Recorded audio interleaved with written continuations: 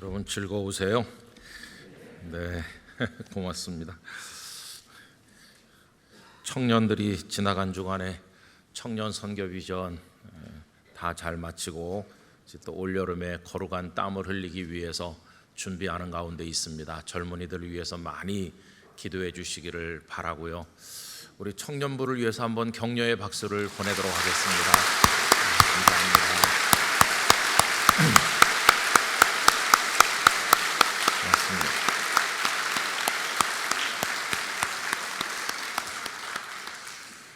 목양부에서 수고 많이 하셔서 우리 사진 페스티벌을 했는데 약간 시상에 공정성이 없는 것 같습니다. 저희는 다 누구나 다 낸다고 생각해가지고 한 거고, 어쨌든 이렇게 애쓰셔서 이번에 사진을 보면서 조금 알게 됐어요. 아, 이분하고 동거 중이신 분이구나, 이렇게 알게 되고 행복한 시간이었다고 생각합니다. 사진을 내주신 여러분들께도 감사드리고 다들 애쓰셨어요. 이런 생각을 했습니다. 사진은 두 가지가 있죠. 하나는 찍는 사진이 있고 하나는 찍히는 사진이 있습니다. 찍는 사진은 다 좋아서 찍는 거죠. 그런데 찍히는 사진은 조금 기분이 안 좋을 수도 있어요. 그렇죠? 왜 내 사진 찍어요? 이렇게 화를 내기도 하고 혹은 법에 저촉되기도 하고 그렇습니다. 그런데 우리는 다 지금 사진 찍히는 중이세요. 그것도 사진으로만 찍는 게 아니라 세상에서 가장 정밀한 렌즈를 가지신 분이 동영상으로 찍고 있는 중이세요. 하나님에 의해서 찍히고 계신 걸 아십니까? 하나님께서 우리의 일거수일투족, 우리의 말 한마디, 우리의 기뻐하고 분노하고 살아가는 삶의 모든 내용을 다 찍고 계셔요. 사람들은 모르는 은밀한 숨겨진 것까지도 하나님은 오장육부 폐부까지도 다 찍고 계셔요. 그래서 이 사진 페스티벌을 하면서 이 사진은 좀 화장도 하고 예쁘게 입고 그러면은 꾸밀 수도 있지만은 하나님께서 찍으시는 그 앞에는 위장도 외식도 다 필요 없으니까 우리의 진정한 믿음만이 중요하겠다 하는 생각을 했습니다. 여러분, 지나간 5달 하나님의 은혜로 살았는데 어떻게 사셨는지 생각해 보시면서 이제 남은 7달 계속 하나님 앞에 찍히실 텐데 아름다운 삶의 모습을 우리 하나님께 영광스럽게 올려드리기를 간절히 바랍니다. 오늘도 우리 정 집사님 가정에서 식사도 제공해 주시고 안내해 주시고 섬겨 주신 분들이 있어서 이렇게 오늘도 6월 영락가족 특별 새벽기도회를 모였습니다. 우리에게 이런 기쁨과 은혜를 주신 하나님께 감사드리면서 우리 모두에게 하나님의 은혜가 6월 한 달 동안 함께하기를 바라는 마음으로 우리 다시 한번 기쁨의 박수를 나누겠습니다. 감사합니다.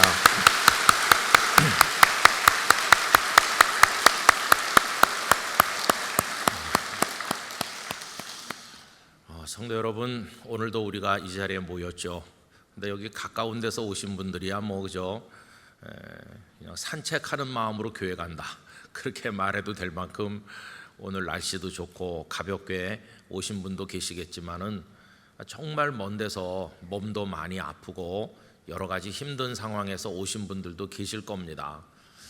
그러면 그렇게 힘들게 오신 분들을 붙들고 물어보는 거죠. 아니, 왜 그렇게 힘든데 그 영락교회까지 오늘 새벽에 꼭 가야 되는 거냐고, 굳이 그렇게 왜 가려고 애를 쓰느냐, 이렇게 물어보면 그분이 여러 가지 대답을 할 수 있겠죠. 예컨대 그분이 오늘 진행되는 새벽 기도회를 위해서 어떤 걸 맡은 분이라면 제가 맡았거든요. 제가 안 가면 그 행사가 잘 안 되거든요. 그래서 제가 책임감이 있어서 갑니다, 그렇게 대답하는 분도 있을 것이고, 또 어떤 분은 친구랑 여기서 만나기로 약속했거든요. 그래서 내가 오늘 꼭 가야 만나기 때문에 갑니다, 그런 분도 계실 것이고, 나는 영락교회 식당 밥이 너무 맛있어서 목숨 걸고 갑니다. 그런 분도 있었으면 좋겠어요. 우리 식당이 더 아마 좋은 행복한 교제의 장이 될 거라고 생각합니다. 뭐 여러 가지 얘기할 수 있겠죠. 그런데 그 정답은 뭘까요? 다 조금씩 이건 5점짜리 답이야, 10점짜리 답이야, 이렇게 답을 보고 점수를 줄 수 있겠지만은 100점짜리 답은 뭘까요? 100점짜리 답은 나 주님 때문에 가요. 이렇게 말하는 게 100점일 거라고 믿습니다. 이건 주님께 질문해 봐도 똑같은 거예요. 여러분, 우리는 1시간, 2시간 이렇게 걸리는 데서 오늘 예배당까지 힘들게 오신 분들이 계시는데 우리 주님께 여쭤보는 거죠. 주님, 아니 그 먼 하늘에서 그 영광의 보좌에서 여기까지 왜 오셨어요? 이렇게 예수님께 질문한다 그러면 예수님께서 너희가 먹는 음식이 너무 맛있어서 이렇게 대답하실까? 아니면 세상이 즐거운 일이 많다는데 나도 경험해 보려고 그러실까? 여러분, 예수님의 답은 하나일 겁니다. 나 너희를 사랑하거든. 너희 때문에 간 거다. 이게 예수님에게서 듣는 모든 가능한 답들 중에 최고의 답 아니겠어요? 여러분, 예수님은 우리 때문에 이 땅에 오셨어요. 그러면 이제 거꾸로 입장을 바꿔보면 당신은 왜 이렇게 합니까? 그러면 우리 대답이 뭡니까? 나 주님 때문이에요. 여러분, 이게 우리의 정답인 줄로 믿습니다. 저는 성경을 읽으면서 저뿐만 아니고 우리가 많이 이제 접하는 분이 사도 바울이신데 그분은요 굉장했던 분이잖아요. 그분이 가졌던 인간적인 조건이 태어나보니 로마 시민권을 가졌죠. 대단한 집안 출신이에요. 거기다가 그는 가말리엘 문화에서 최고의 지식을 배웠어요. 그는 또 길리기아 다소 태생이기 때문에 이미 헬라의 문학과 철학 같은 데 능통했어요. 그리고 가말리엘 문화에서는 유대 정통 율법, 유대 정신 이런 걸 또 다 배웠어요. 그러니까 배울 걸 거의 다 배운 사람이에요. 거기다가 그 대제사장을 비롯한 실권자들이 그를 철석같이 믿고 신뢰하고 그의 미래를 보장해주는 그런 사람이었어요. 또 성격 자체가 흐릿한 사람이 아니고 딱 부러진 사람인데다가 얼마나 과단성 있고 철저한 사람인지 한번 한다고 그러면 뿌리를 뽑는 사람이에요. 이러니까 성공 조건을 다 갖춘, 만약에 그 딸 가진 어머니들이 보면 최고의 신랑감, 그게 사울이었다고 할 수 있어요. 근데 어느 날 사울이란 이름 버리고 바울이 되었죠. 그리고 나서 그의 인생은 너무나도 달라졌어요.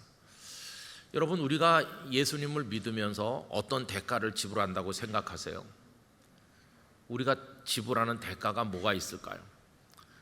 부산에 있을 때 이제 노인대학을 했는데 노인대학은 우리 교회 평생대학하고는 다릅니다. 평생대학은 우리 교회 성도님들 중에서 연로하신 분들이 오시지만 거기 노인대학은 예수님을 믿는 사람은 한 30% 정도고 안 믿는 사람이 한 70% 되는 그런 구성으로 돼 있어요. 동네 분들이 다 오시는 거죠. 처음에 신문사에 간지를 넣어가지고 노인대학을 한다 그랬더니 그때만 해도 우리나라의 노인대학이 뭔지 거의 다 모르실 때라서 오시는 분이 별로 없었어요. 우리가 동네방네 다니면서 노인대학 합니다. 어디서? 교회에서 합니다. 그러니까 일단 교회에서 한다고 그러니까 사람들이 경계심을 가져요. 그 교회 다니는 사람들만 모이는데 아니냐고. 아니, 그렇지 않다고. 노인이면 누구든지 다 오시면 된다. 이렇게 했어요. 그리고 뭐 국회의원도 초청해 오고 구청장도 초청해 오고 고신대학교 총장님도 초청해 오고 그 지역에서는 그래도 좀 알려진 분들이 다 오셔서 참석하고 잔치를 크게 했는데 열심히 모셔왔는데 처음에 그 시작할 때 겨우 30명 오셨어요. 30명. 얼마 안 오시더라고요. 그렇게 시작을 했는데 나중에는 노인대학이 발전을 해서 한 번에 2,500명씩 소풍을 갈 정도로 관광버스 70대 이렇게 해가지고 부산경찰청에서 앞뒤로 호위해주고 신호를 통제해가지고 한 번도 중간에 안 멈추고 쫙 가고 병원 두 군데서 의사가 따라오는 앰뷸런스를 2대씩 보내주고 도시락 실은 트럭이 2트럭에다가 선물 실은 트럭 몇 트럭에다가 MBC, KBS, SBS에 다 나오고 그런 소풍을 갈 만큼 굉장히 이제 번성했어요. 창대하고 번성했어요, 노인대학이. 근데 거기 안 믿는 분들 너무너무 많았어요. 근데 안 믿는 분들 뭐 교회 오시면 목사를 보면은 반응이 참 재밌어요. 진짜 그런 게 많아요. 주지 목사님 이렇게 하는 거지. 그리고 그렇게 오신 분들 중에는요, 이렇게 치마를 걷어 올려가지고 꼬기꼬기한 그 속주머니에서 옛날에 삔침이라고 그러잖아요. 삔침으로 했던 그 속주머니에서 10,000원짜리 적고 접은 걸 절 주면서 이걸로 담배 하나 사 잡수시라고 그러면서 그런 분도 있고 재밌었어요. 근데 처음에는 이분들이 이제 목요일 날 노인대학원 오는데 주일은 안 오더라고. 우리 목적은 그분들이 이렇게 목요일 날 오시다가 주일 날 오셔서 예수님을 믿기를 원하는 거거든요. 그런데 그분들이 의외로 힘들어하는 게 뭐냐 하면 술이었습니다. 술. 처음에 노인대학 올 때는 뒷주머니에다가 소주 한 병씩 꼽아가지고 왔다가 교회 식당에서 점심 식사를 이렇게 차려놓으면은 그걸 빼가지고 떡 놓고 교회에서 드리는 점심밥을 안주 삼아서, 그래서 우리가 하도 어이가 없어가지고 아니 할아버지, 아니 그래도 교회 오시는데 어떻게 술을 가져오세요? 술도 못 먹게 하냐? 이미 반쯤 취해 오셨어요. 그런 분도 계셨고 그렇게 했는데, 그래서 이제 거기 섬기시는 분들이 주일날도 오시라고, 주일날도 오셔서 하나님을 믿으시고 이렇게 하면은 이 술 못 먹게 하기 때문에 못 온다고 하더라고요. 많은 분들이 의외로, 어르신들은. 근데 그것도 일종의 예수님을 믿기 위해서 지불하는 대가죠. 예수님을 믿으려면 그런 거를 끊는 게 옳은 것이다. 그런데 취해 있으면 건강도 상하고 덕스럽지도 않고 경제적으로도 그렇고 여러 가지 했어요. 근데 한 10년 이렇게 지나니까요, 우선 교회 오실 때 복장부터가 깨끗해졌습니다. 처음에는 막 술 먹고 길바닥에 앉았던 그대로 오시는 분도 계셨는데 나중에는 깔끔하게 입으시고, 아마 거기 가면 예쁜 언니들이 온다 이렇게 생각해서 그런 것 같아요. 할아버지들도 상당히 신경을 쓰시고 그래가지고 아주 수준이 높아졌어요. 나중에는 그 오시는 구성원들이 수준이 높아지고, 참 감사한 것은 그분들 중에서 술도 끊고 여러 가지 자식들의 반대도 무릅쓰고 주일날 오셔서 예배 드리시는 분들이 점점 많아졌습니다. 그래서 1, 2, 3부 예배가 끝나면 이제 점심 식사 후에 1시, 그때부터 그 노인대학을 통해서 교회 오신 분들, 믿음이 뭔지 아직 잘 모르는 거죠. 그런 분들을 예배를 따로 드렸어요. 늘 푸른 예배라고 그래가지고, 그 대학 이름이 늘 푸른 대학이었는데 늘 푸른 예배라고 그래서 어르신들만 본당에 모셔다 놓고 제가 이제 매주 설교를 했습니다. 그때는 1, 2, 3부 때 했던 설교가 아니고 이제 그분들의 수준에 맞는다고 할까, 그분들 연세에 맞는 이제 복음의 기초를 매주 설교를 하면 그분들이 예수님을 믿고 또 세례를 받고 이렇게 했습니다. 근데 그분들을 가만히 지켜보면요, 예수님을 믿기 위해서 지불하는 대가라는 게 있어요. 아까 말씀드린 대로 술을 끊는 데부터 시작해서 어떤 가정은 자녀들이 아버지 교회 가는 걸 막 굉장히 반대하는 거예요. 그런데도 그 자녀들과의 관계를 뒤로 하고 내가 이제는 남은 시간을 하나님 안에서 제대로 살겠다, 이제 그러면서 이제 열심히 오시고, 또 나중에는 자녀들도 교회 오고 이제 이런 열매들을 가지게 되었습니다. 여러분, 우리는 예수님을 믿기 위해서 어떤 대가를 지불하고 있나 이렇게 생각을 좀 해봐야 되는 거죠. 주님은 우리를 위해서 뭘 지불하셨습니까? 이 땅에 오셔서 우리 때문에 오셨는데 주님이 지불하신 거, 당신의 모든 걸 다 주셨어요. 십자가에 매달리셔서 땀방울, 물방울, 핏방울 하여튼 모든 걸 다 흘려주시고 그 육신을 다 찢어서 우리에게 주시고 당신의 모든 걸 주셨어요. 그래서 우리를 사셨다 그렇게 표현했어요. 당신의 피값으로 우리를 사셔서 우리 주님은 당신의 사람으로 우리를 인쳐주셨고, 이 교회는 영락교회뿐만 아니라 이 땅의 모든 교회는 주님의 피로 값주고 사신 교회가 되었습니다. 여러분, 이제 우리도 주님을 위해서 뭔가를 이렇게 지불해야 되는 거죠. 예수님을 믿고 따르기 위해서 나는 뭘 지불하나. 근데 오늘 이 본문에 보면은 사도 바울의 이런 고백이 나오죠. 여러분 1절 우리 같이 읽어보실까요? 우리 구주 하나님과 우리의 소망이신 그리스도 예수의 명령을 따라 그리스도 예수의 사도된 바울은 이렇게 말했습니다. 바울은 자신을 사도라고 그래요. 그죠? 사도. 근데 사도가 된 이유를 뭐라고 말했습니까? 명령 때문이다. 명령 때문이라고 그래요. 그런데 그 명령이 누구의 명령입니까? 우리 구주 하나님과 우리의 소망이신 그리스도 예수의 명령, 이렇게 말했어요. 그래서 우리 주님의 명령이 있었기 때문에 내가 사도가 됐다. 여러분, 명령, 에피타게라고 하는 거, 명령을 우리도 많이 받습니다. 그런데 그 명령을 받았을 때 어디까지 명령을 수행하나요? 우리는 여러분, 전쟁이 벌어지면 직속 상관이 병사들을 향해서 명령합니다. 돌격 앞으로. 그러면 저쪽에서 막 포탄이 떨어져도 그 적진을 향해 달려가야 되는 거죠. 그때 그 명령에 임하는 병사의 태도는 목숨을 거는 겁니다. 막 죽을 때까지 명령을 수행하는 거죠. 그런데 바울이 그렇게 하셨어요.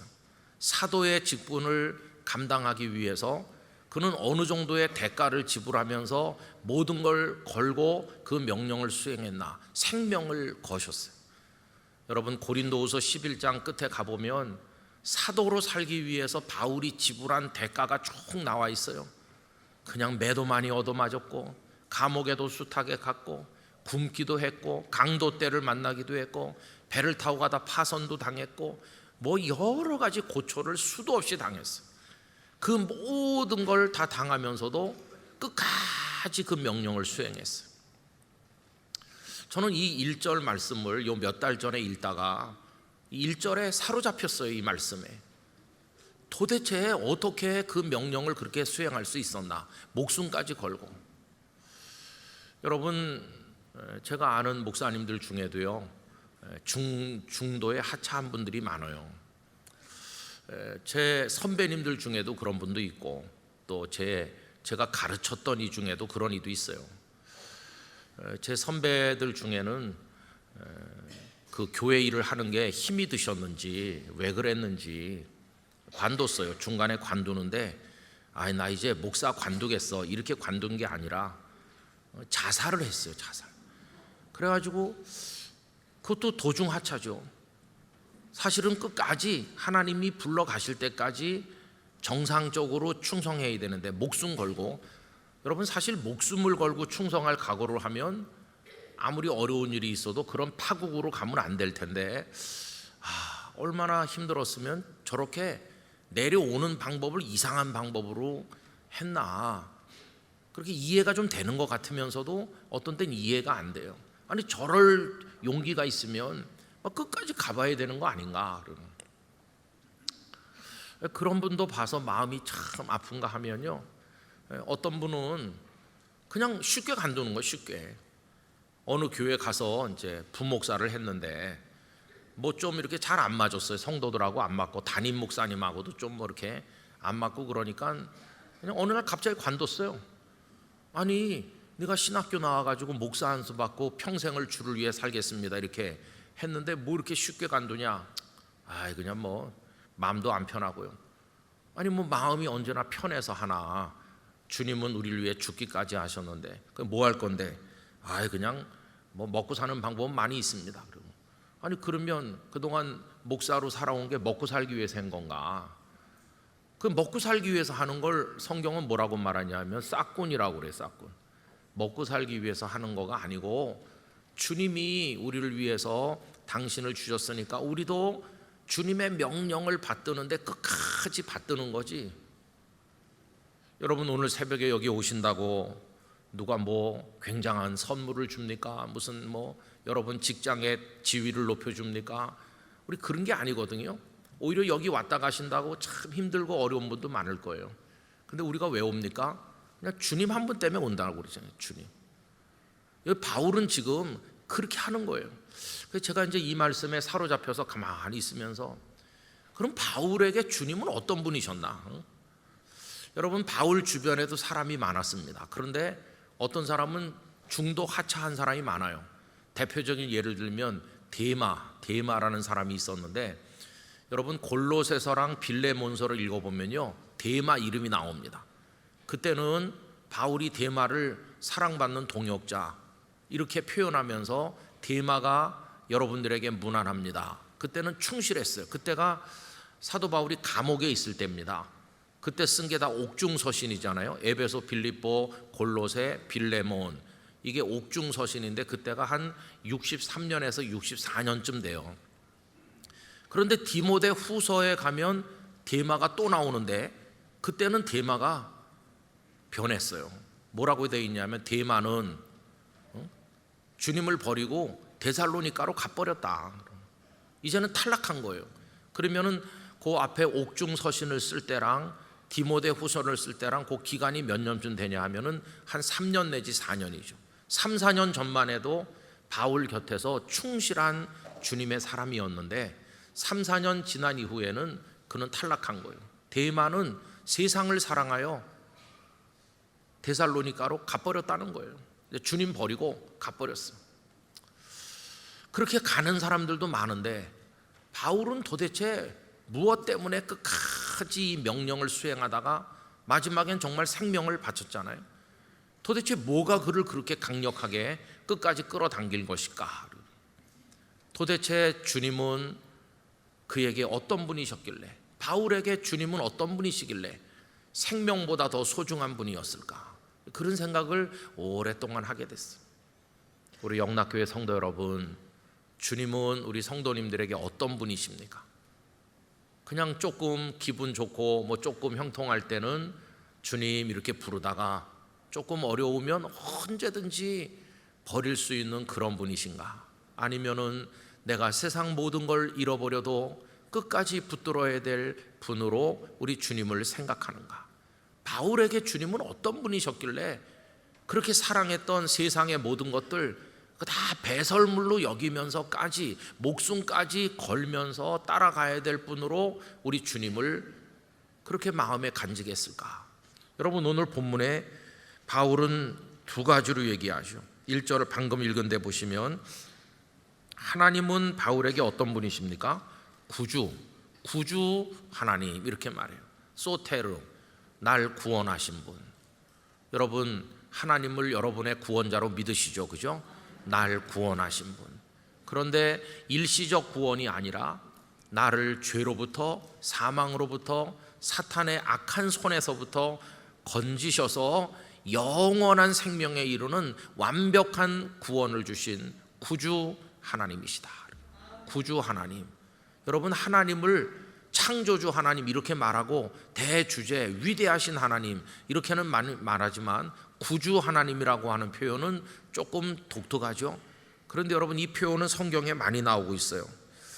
그 예수님의 모친 마리아도 구주 하나님이라고 말해요. 누가복음 1장 47절 내 마음이 하나님 내 구주를 기뻐하였으면, 하나님 내 구주이시다. 구주 하나님. 이게 이제 예수님의 모친 마리아에게도 있었고 이제 바울에게도 있고 그런 거죠. 구주 하나님. 또 두 번째로 바울에게 예수님은 어떤 분이셨나? 거기 보면 우리의 소망이신 그리스도 예수. 그래서 하나님은 구주라고 호칭을 했고 예수 그리스도는 소망이시다. 그렇게 말했어요. 여러분 세상에 소망이 많이 있죠.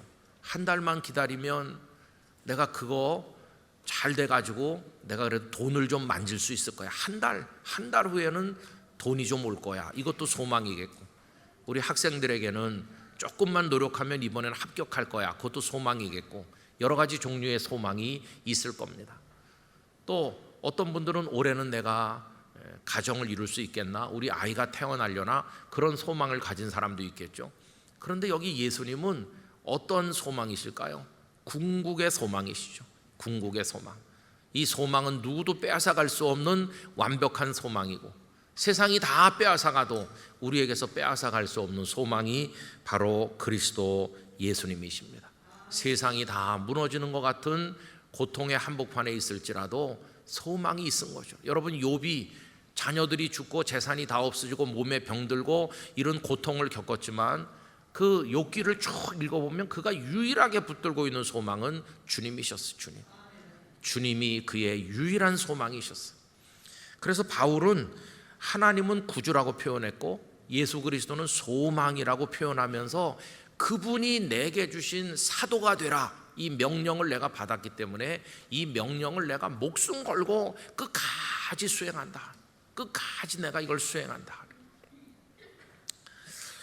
여러분, 이 질문을 오늘 우리 마음에 던져볼 수 있기를 원합니다.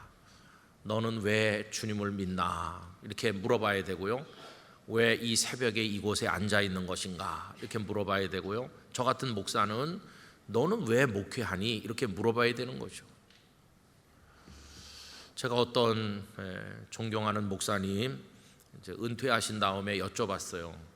우리 교단 목사님은 아니셨는데, 목사님, 제가 잘은 모르지만 목사님 교회가 무척 힘들었다고 들었습니다. 근데 그 교회가요, 그 목사님이 그 교회 가시기 전에 그 위에 그 윗대 어른들 때부터 여러 차례 분열됐대요. 교회가 이렇게 싸워가지고 갈라지기를 몇 차례를 했대요. 얼마나 아픈 상처가 있는지 몰라요. 그런데 그 교회 목사님이 가셔서 참 힘든 상황에서 상처를 싸매면서 이렇게 하다가 이렇게 은퇴를 하시는 거예요. 목사님은 그만두고 싶은 생각이 들 때가 없으셨어요. 그랬더니 그 목사님이 왜 없었겠느냐고, 내 앞에 있었던 분들이 오죽하면 교회가 몇 번 나눠줬겠냐고. 근데 목사님 어떻게 이렇게 하셨어요? 다들 목사님이 인덕이 많으시고 믿음의 그릇이 크시고 이래서 다 이렇게 하셨다고 그러는데, 목사님 그거 어떻게 하신 겁니까? 그렇게 말했더니 그분이 이런 말했어요. 답이 뭐 딴 게 있나? 예수님 때문이지, 이렇게 말했어요.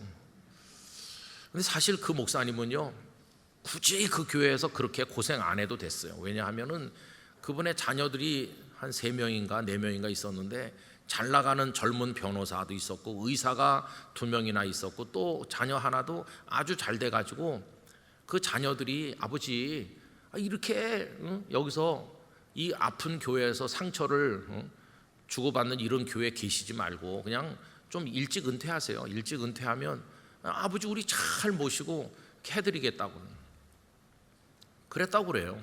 그런 얘기를 제가 다른 사람에게 들었어요. 근데 그 목사님은 야, 내가 여기서 밥 얻어 먹으려고 있냐? 너희들이 오해를 해도 크게 오해하는구나. 너희들이 만약에 제대로 직장 생활도 못하고 그러면 내가 해야 되고, 너희들이 그래도 뭐 잘 됐다고 내가 관두고 나와서 너희들 밥 얻어 먹고 그래야 되는 거냐? 너희들은 목사 자식인데 왜 그런 걸 몰라?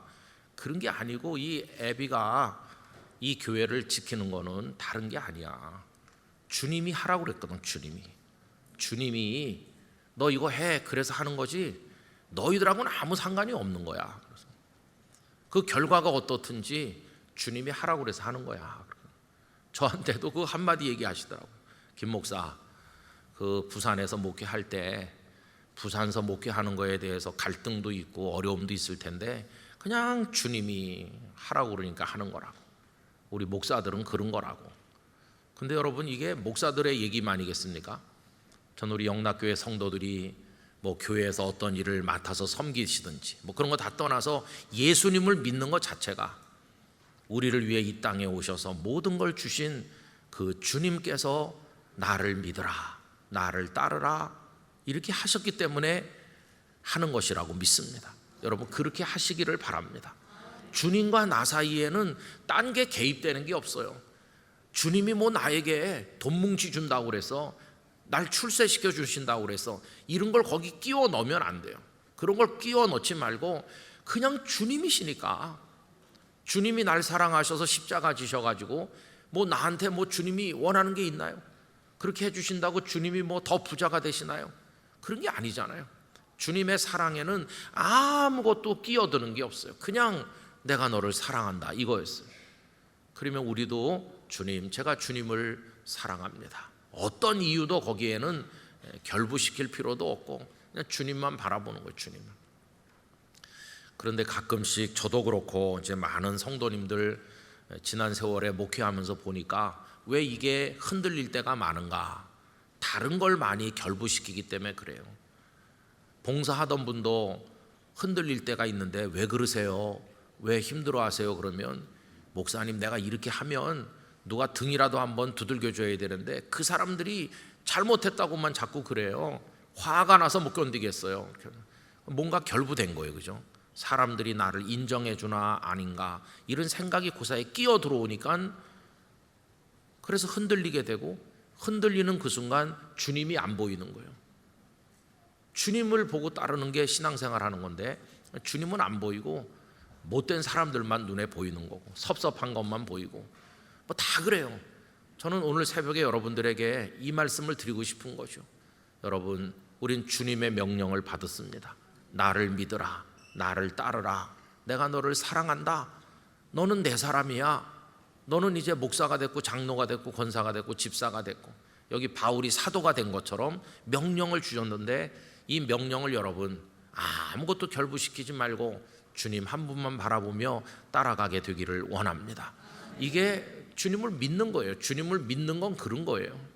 그래서 그게 더 견고하게 세워지면 세워질수록 그 누구도 우리를 옆에서 찔러댈 수 없을 거예요. 아무리 우리를 힘들게 해도 난 주님만 바라보니까, 시선을 주님께 고정시켰으니까, 주님이 나를 따뜻한 눈으로 바라보고 계시면 주님 한 분만으로 만족할 수 있어요. 주님은 나의 전부입니다.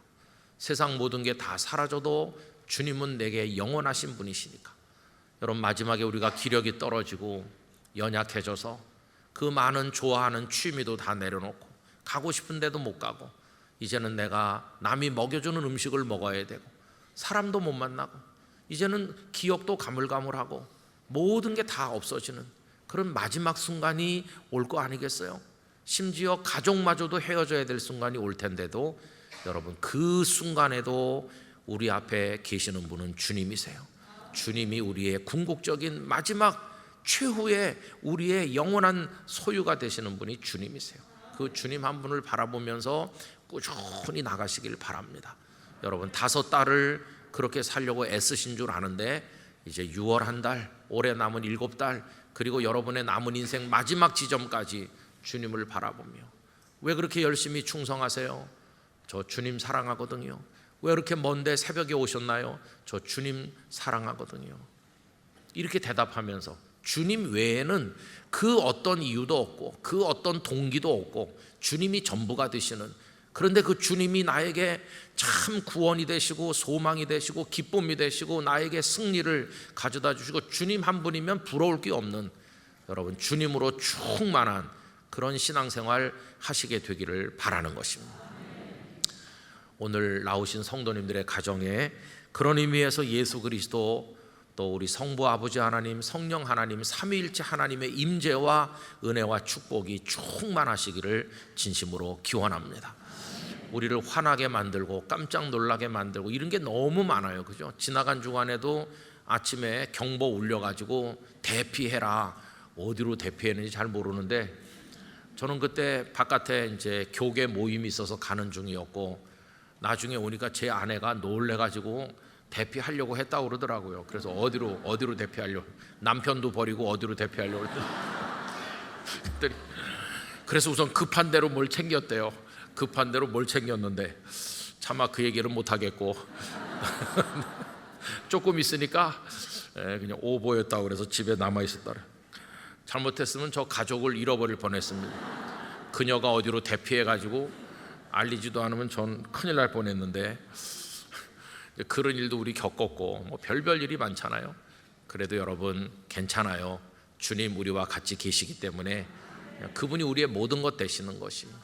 여러분들에게 주님의 은혜가 충만하시기를 진심으로 기원합니다. 기도하겠습니다.